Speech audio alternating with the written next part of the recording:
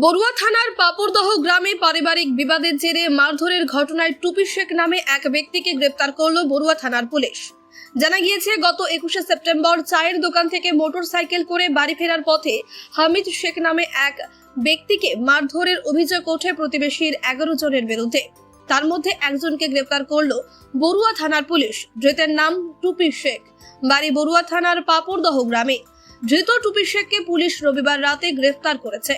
সোমবার ধৃতকে কান্দি মহকুমা আদালতে তোলা হলে বিচারক 3 দিনের পুলিশ হেফাজতের নির্দেশ দিয়েছেন। ব্যুরো রিপোর্ট, চেতনা নিউজ। গত ইংরাজির 21/9/2024 তারিখ সন্ধ্যে 6টার সময় যখন হামিদ শেখ শহীদপাড়া থেকে তার পাপড়দহ গ্রামে মোটরসাইকেলে ফিরছিল, এমন সময় আজকে যাকে ধরে নিয়ে এসছে টিপু শেখ, এরা সহ প্রায় আরও বেশ কয়েকজন তারা ধারালো অস্ত্র নিয়ে দাঁড়িয়েছিল এবং তাকে একা দেখতে পেয়ে তাকে প্রথমে গলায় চোট মারে। সেই চোটটা গলায় না লেগে তার কানে এবং হাতে লাগে এবং সে রক্তাক্ত জখম হয়ে মাটিতে লুটিয়ে পড়ে। তারপরে চিৎকার চেঁচামেচি করলে গ্রামের লোকরা ছুটে এসে তাকে উদ্ধার করে এবং তাকে সঙ্গে সঙ্গে বড়ুয়া হাসপাতাল থেকে কান্দি হাসপাতালে স্থানান্তর করে। সে এখন মৃত্যুর সঙ্গে লড়াই করছে।